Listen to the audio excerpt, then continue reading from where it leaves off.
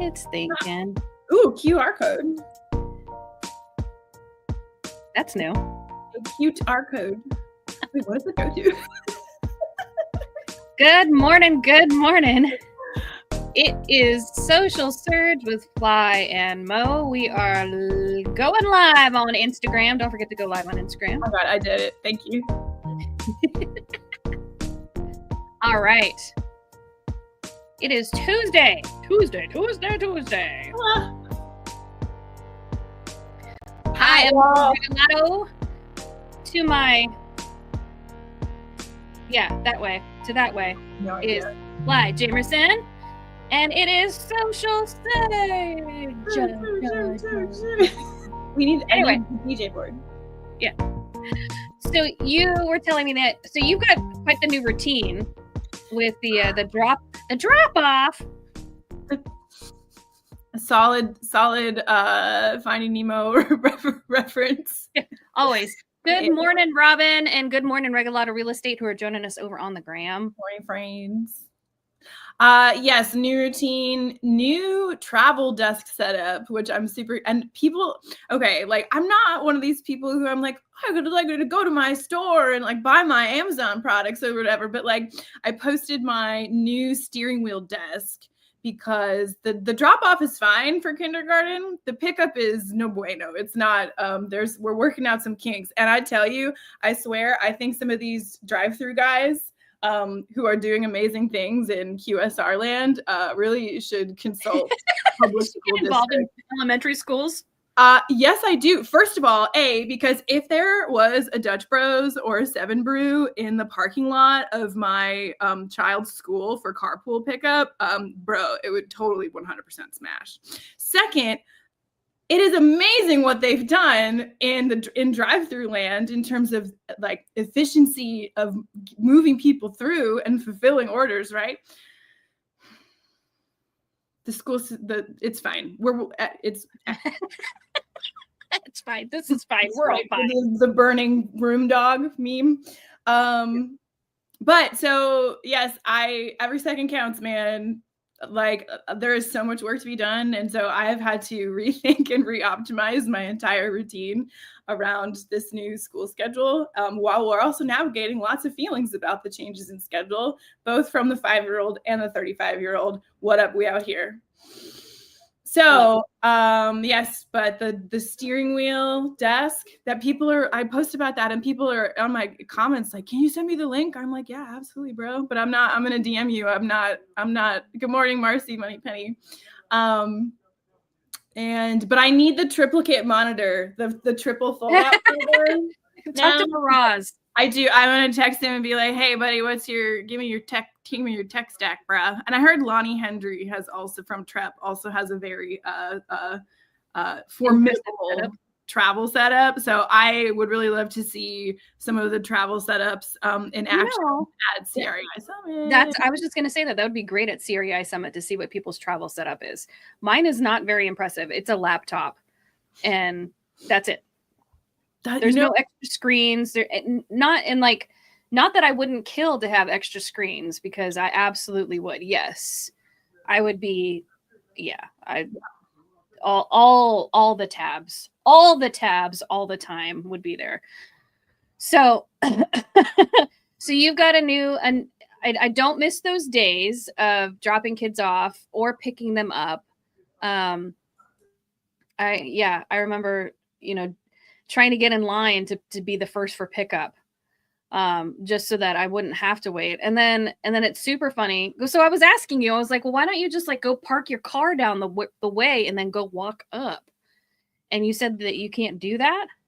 No, there's all kinds of rules about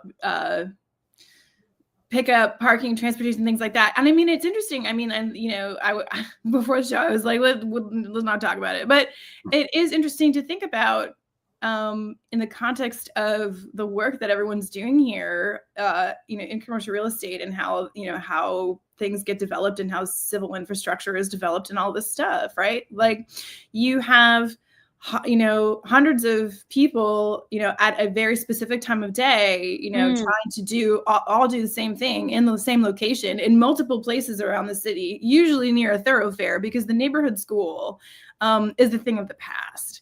And so no, there you are not allowed to park in a neighborhood or someplace near and walk up, because that that disrupts the residential neighborhoods, or those, there's like a Choice shopping center. There's a Choice shopping center near the school also that I love.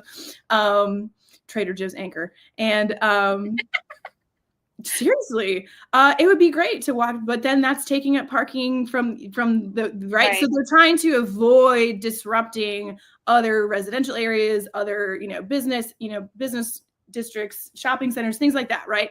But it's still a big problem. And so, these are the, but if, it always goes to show you, I guess, that there is, wow, I was really trying to force a moral. Is that a whole, no, I guess there's a lot, here's what I'm trying to get at, is that when we're talking about what's going on in your personal life and linking what's going on in your life and in your community to the work that you're doing, just to have conversations that ultimately connect us, build relationships, and like better the community. You know what I mean? Like it's well, and your post yesterday does that, because it wasn't anything other than this is my mobile setup while I'm sitting here in drop off, right? Representing Trep. And then I also happened to see our friend Rod. I saw his book. Actually, it was Broad and Bob's, right? Yeah. The Selling Buildings was sitting there. Yes, so. I also have that in the car to read on such occasions. I'm working my way through. I want to join the book club, but I have a lot to do.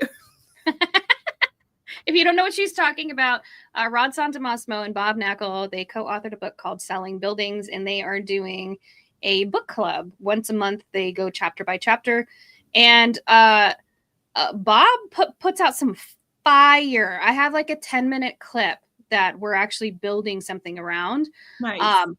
He was on fire. Like, I've listened to it 3 or 4 times just as I'm working, because you can just hear the passion in his voice. And he was really talking about, it was about prospecting and about owning your market, right? Like knowing and owning your market. It was so freaking good. So good. I can't wait to share that. But anyway, but the post that you did yesterday is a perfect example that you don't need, when we talked about this last week, you don't have to have a moral. You don't have to have a life lesson with every single thing that you post. Now, here's what's interesting about the post is that Fly has people contacting her, asking her about this desk, right? Like, I mean, there's no affiliate links. There's none of that stuff. It's just, oh, hey, that's really cool. And it's relatable, because a lot of people are in the same age bracket that are working in commercial real estate, and they have the same challenges. Like, I'm stuck here in this freaking line for the next hour and 20 minutes. What am I going to do? Right? Like, I can listen to a podcast. There's all these things that I can do with this time, but wouldn't it be better if I actually had something that allowed me to be a little bit more comfortable? So I love how taking just that one, and it's just a photo. Like, if you look at her post on LinkedIn, it was LinkedIn, right? Yeah. It was only a couple lines. Like, you didn't go into a whole like diatribe of how this relates to commercial real estate and what this taught you about business. No, it was just like, we out here doing this thing. Right? Yeah. And again, just documenting. I didn't mean for this to turn into a whole anatomy of my post, but just it's perfect. Documenting what's in front of you. It is something relatable. And it started plenty of conversations. My DMs are ripped up, but to ground this in, the conversation that this led to between the two of us is that people, the benefit of not necessarily, sorry, let me back it up. Sorry, I'm just like in kindergarten land. Can you help me? Yeah, absolutely. So it brings up a good point of what we're talking about today, which is the 80-20 rule. And you need to stop selling and you need to start connecting. Fly's post from yesterday is a perfect example of that. She's not selling anything. Seriously, she's not selling the desk. There's no affiliate links with that. But it connected in a way that everybody could understand. For me, I remember like being in those lines waiting to pick up my kids. For other people, it's like, oh, hey, this is an actual solution to a challenge that I have. It started conversation. So stop selling, start connecting. And that's really what we want to talk about. And it's this 80-20 rule. And you've probably heard it before, but what you should be doing on social media is 80% educating, entertaining, and engaging. And then 20% is asking for the sale. And it's not like a hard sale. It could be a hard sale if you wanted to. It should be a soft sale. But you should be supplying so much content and value that when people need your product or service, they are going to connect with you because you're top of mind, and not top of mind because you're constantly asking for a sale. That's the whole thing. So your just listed posts, your just sold posts, those things are fine, but they're not providing value unless you're telling a story that goes along with it, right? It's just content filler. It's something to put up there. It's like a tombstone, basically. You just popping it up there. It's going to stay there. And that's it.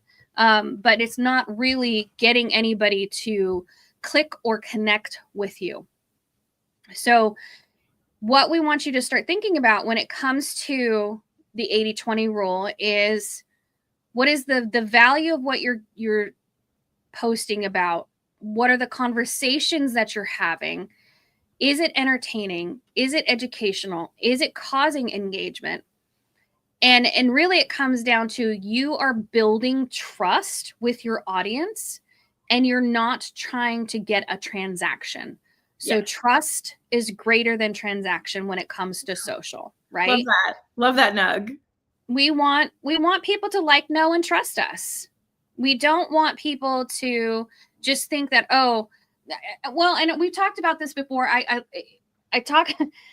laugh because you wouldn't go to a networking event with a giant ass bullhorn saying, hey, I'm so-and-so and I do this. I have this to sell. Now, Juan and I actually might go to a networking event with a bullhorn and do that. But it's exaggeration for a reason, right? Yeah. Like, it's because, but this is real. And once I say this a lot, but one of the things that was most striking to me when I got into this business was that 75% of the conversations that people are having that are for business have nothing to do with deals. So like when you're at a networking event, when you're talking with a client, you're maintaining a relationship, when you're out meeting people, or even just like conversations that are with people that you're doing business with or going to do business with, it is not all transactional. It is so much more personable. It focused on the relationship, focused on them, and like a really like full picture, full spectrum look at who they are as a person and engaging them, right? Like when you make little notes in your CRM, there's you put down things about their life also to remember them by, right? And because you care about them. Oh, let's see, Marcy's got a thing. So she says, I posted this morning about the importance of budget season for all commercial real estate professionals. I made absolutely sure there were no ties to selling the Money Penny Collective, but making it a public service. Yes, absolutely. You're providing value and information.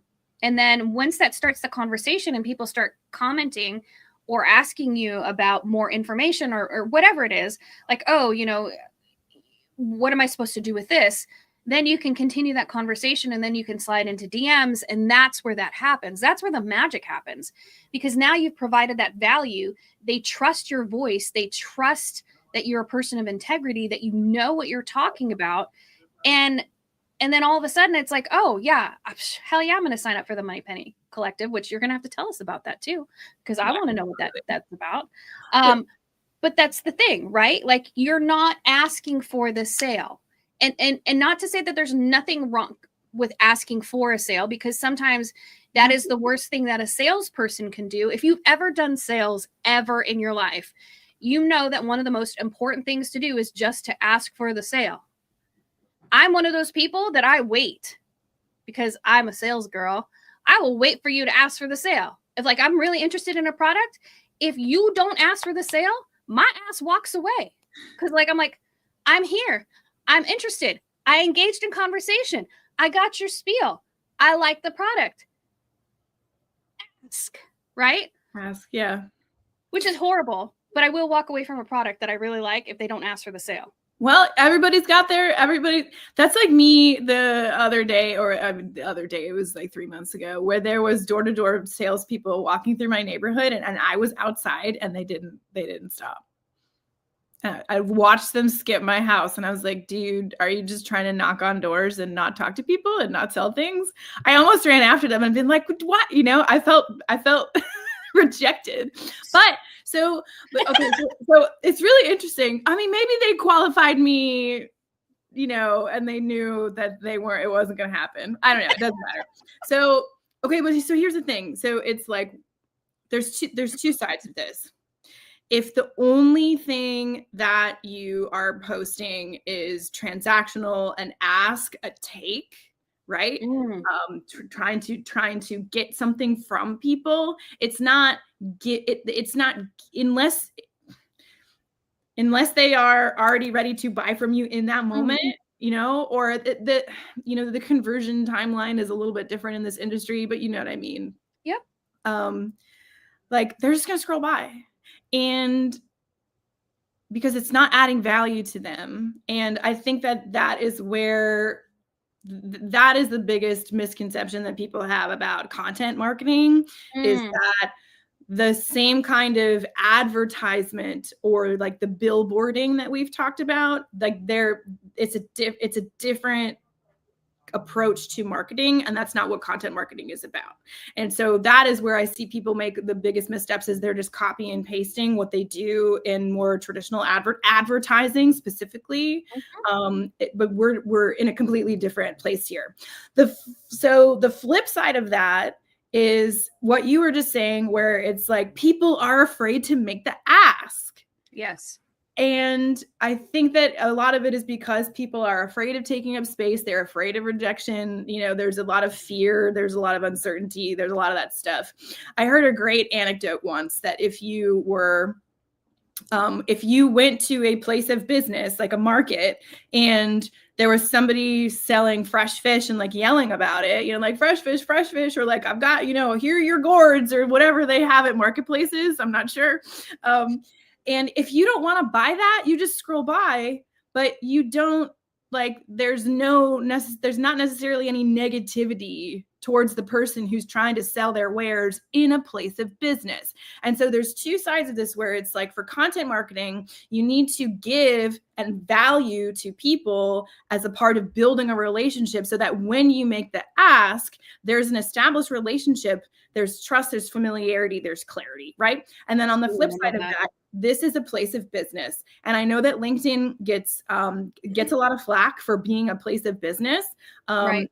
And it also gets a lot of flack for like the Facebookification of it, in terms of people using this place to building it as a community. Right. And so, and because there is a side of people, there is a side of this platform where people are very much like, no, it's transactional. And you want to know what? A lot of people do business that way, and they do really well, and that's fine. So, but because this is a place of business, you cannot be afraid. It is expected that you are here to transact. Ultimately, it's just a question of the ratios, which is exactly what you're talking about here, in that 80% of the way that you show up on this platform should be to give, to engage, to build relationships and build community. And from that, 20% of what you do on here is capitalizing on those opportunities and showing people how you can help them. And that, I think, also too is a big mindset shift that people need to make about how they sell on this platform, is that you are showing up to help people. What you provide as a service is to help them. It is for them. It is not about you, even if it ultimately is you trying to make a little money. And that's what we're all trying to do. Like, let's just be honest about that. Of course. No, absolutely. But if you provide value for the long haul, and think about it, so many people want a quick fix. They want their social media to be like their entire marketing. And that's not what it is. Your marketing, social media is a part of your marketing. It is not all your marketing. It should not be all of your marketing. You need to be looking at your email. You need to be looking at your website. You need to be looking at hard mail. You need to be looking at all the other avenues that you are connecting with your target audience, versus thinking that social is going to be anything and everything for you. Now, for some people, yeah, it could be. Absolutely. I think about Aviva. And I think about her TikTok account, right? Like over 1 million followers on TikTok. She blew up over COVID. But has that parlayed into business for her? Absolutely it has. But she also has a website. She's also got a podcast. There's all these other things that she's doing to make herself the market leader, that when I think about Warehouse, I think Denver, I think of her, right? Yep. And she's got some great stories also. And if you don't follow her on Instagram, you absolutely need to, because she has a parrot, or she has a bird, and she's got a cat with a snaggletooth. Oh my gosh. My favorite. Like, I'm there for the cat and the bird content, right? Yeah, the bird, I don't know if it's pinned anymore, but her pinned post of the bird that was crazy viral, like, was just really fantastic. And again, like, has nothing to do with her business, but it has to do with her personality, and it's a conversation piece, right? Like, oh my gosh, I saw your thing about the bird, or I saw your post about your cat. It's just kind of, it's one of those things that it starts a conversation, and that's what you're trying to do with social. You're trying to start a conversation. Now, if every single time you try to start a conversation on social, it's buy my shit, people are going to ignore you. They're absolutely going to just scroll by your post because they're like, oh, that person's just asking for something, right? Now, if you build up a community of people who believe in you and who trust you and who will read your content, right, and interact and engage with you, when you do have an ask, it's not that hard, right? Yeah. So social is not, like, I guess I think why we've been kind of harping on this is we've been seeing a lot of people, one, shit on social because they're just like, oh, there's, especially with LinkedIn, like, oh, everybody's just posting their stuff, and I'm so tired of seeing that. Why are you like, who hurt you? Why does this offend you so much that somebody is sharing their life on this platform, right? That I don't understand. It's supposed to be professional. Rah, rah, rah, rah, rah. Why? You're building a community. Yeah. When people are thinking about you and your business in your market, you want to be top of mind, but you don't want to be top of mind for the wrong things. And that brings up another point that I'm just going to kind of veer off into. And we had actually touched on this last week a little bit, but if you're an absolute ass in the comments, like people like Fly and I, we go and we read through the comments. And if you're one of those people, there's so many screenshots. Yes, there's the wall of shame. Okay. If you're one of those people that barely post content and yet every single comment that you make is negative and just gross and rude, yes, we are talking about you. And it is not complimentary, because I would refuse to do business with somebody like you. Yeah. Right? Like, I would, if you are just an ass, nope. I'd see you at an industry event because I know what you look like, and I'd probably turn around and walk away. I don't want to deal with you. No, seriously. Why would you deal with that kind of negativity? If this is how you're portraying yourself online, if this is the persona that you're giving out, I'm not going to trust you. It's just such a turnoff. So please be fully aware that there are people that are going through the comments and looking and going, oh, ew, ew. And that also goes to DMs. Don't be nasty in DMs, okay? Don't be gross. Like, because there are screenshots of those things. Anyway, so sorry I got off on a tangent. No, it's okay. But I do think, I would like to think that the audience of people that we've cultivated around Social Surge are generally, like, we don't really have a lot of haters that come on here. Also, it's early, but it's a good, hard to hate in the morning, but some people really do. No, I think, I think that what can also be taken from that is again, for the people who are, what up, Gary? Yes, it was a great point. there's so much negativity in this space. And I know that is difficult for people to navigate. But if you are a good person and you're thoughtful about how you're showing up, and willing to learn the best ways to show up and navigate some of that, the roller coaster of emotions that comes from taking, because again, I think that the way that LinkedIn works is actually a very accurate mirror of how we do business in the real world. The only difference being is that for so much of it is public. And I think that is the reason, I've said it before, that is the reason that it is so powerful. And that's also the reason that people have a lot of obstacles and hurdles into showing up in a way that feels authentic to them. We know that the copy and paste of other conventional advertising does not work in content marketing. And for some people that, just using this space to copy and paste, like that's going to be their access point. But there is a way to elevate that. And that's why we are here.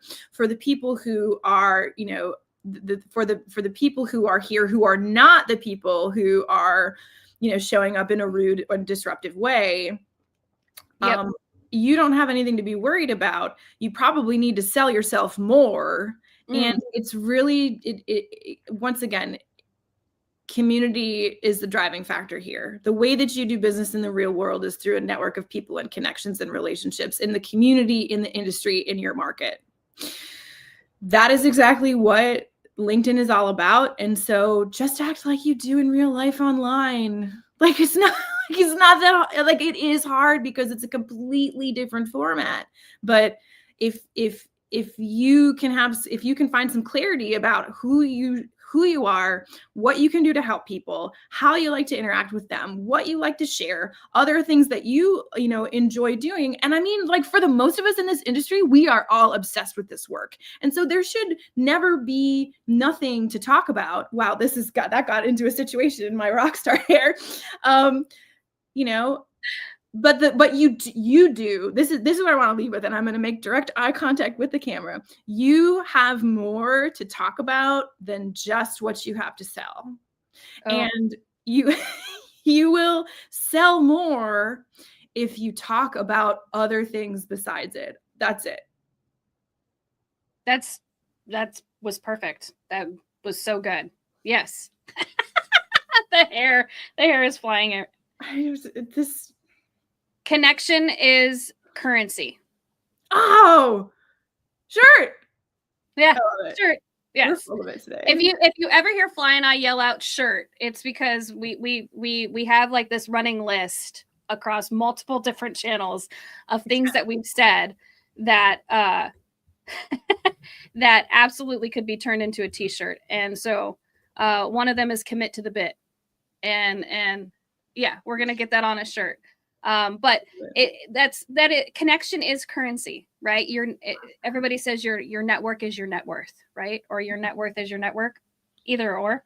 I think it's your network is your net worth. It is. So, and I have that on a shirt actually from Yona Weiss. I love that. Oh, thanks, Gary.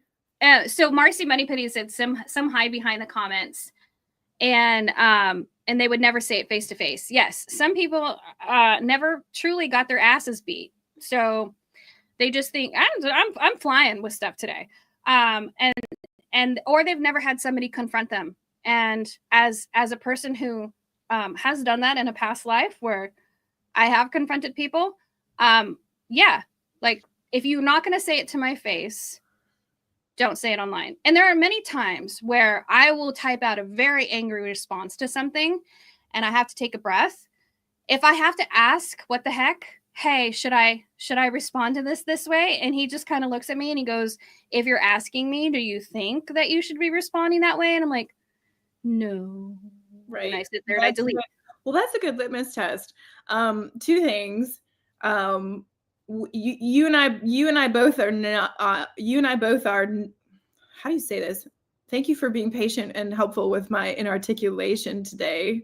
How did I say that word and not what I mean to say? We're not unfamiliar with negativity being slung at us online. You and also my husband have been very helpful. The husbands, right? And heck, also just heck, what the heck? Just don't. If people are being super negative and nasty, like just don't look at it. Don't go out of your way to find it, to find it and engage with it. Now, that is not to say that you should not be open to accepting, feedback. But again, if it's not somebody, this is a common phrase, if it's not somebody that you would take advice from, like if it's not somebody who you respect, why are you listening to them? That's one thing. Gosh darn it, if I don't remember the other. That's fine. All right, so we are coming up on time. Remember that your social should provide value. It should entertain, it should educate, and it should cause engagement. And if you are in the sales industry, it should not be, every post should not be a sales post. Speaking of sales posts, CREI Summit's coming up. No notes on the segue. Perfect. Yeah, thanks. Actually, CREI Summit is coming up. It is September 10th through the 12th. It will be in Palm Desert. I believe ticket sales are ending in 2 weeks, so it's like 30 days away. Very excited. We have a huge group of people already coming, and there's going to be a lot of different sessions. I know Fly's doing a session. Oh, Robin Hendricks. Hey, good morning, Kyle. And Leah Douglas, who are on Instagram right now. Thanks for the Graham fam joining us. But Robin Hendricks says that the event app is live. Nice. So Whova is live right now. You can go see the agenda. We have a ton of people coming. Adam Dunn, Matt Drain, and Kyle and Sarah will be hosting a class or a session on the perfect post, right? Fly, you're going to be doing something with Greg Fogg. Yep, Greg Fogg and I are, our session is called Hook, Line, and Sinker. I don't remember the subtitle. There are gaps this morning. But it's all, Greg and I are going to be talking about how to get attention with the right intention. So really zooming in on what are you, what is your message? How are you presenting it? Where are you presenting it? What does your audience actually want? What would be valuable to them? And so some of the stuff that we've talked about here, and then, kind of taking people through how they might think about that in their own market, right? Because I think something to what we're, not to get off on a tangent, but like there is a lot of opportunity in tertiary markets, for example. There is a lot of opportunity to capture attention because there are this is still an emergent space. I keep using that word. So that'll be more on that session. I did remember what I was going to say. Okay, go. Okay, the other thing I did the other day that was really helpful on the topic of when to engage and not engage and how to engage if it's something that's a little negative or off. I wrote exactly what I wanted to say in the way that I wanted to say it with all of the emotion that I had around it. And then I just went to my ChatGPT and I was like, hey, fam, rewrite this and make me not sound like a bee. I love it. And it did it, and it was great. And it was right. So, again, like there are so many tools to help you. There are absolutely so many tools to help. I've actually, it's cathartic to be able to write the message out and then either save it as a draft or just delete it. I know that I've done that quite a bit with just random situations. And then going back, like a month later and go, okay, why was I so upset? What was the triggering point for this? But that's a whole other topic of conversation. We have to get going. Absolutely would love to see you guys at CREI Summit. Don't forget, we have the Social Mastery VIP. It's down below. You can take a look at it. We talk about marketing. We talk about the whole marketing ecosystem in that group. Would love to have you guys there. We'll see you actually not next Tuesday. We'll see you on Tuesday, where we'll be talking. I think we actually should be talking about content marketing, like actually dialing down into content marketing. All right, everybody, have a great day. It's been great to be with you, and we'll see you again. Bye.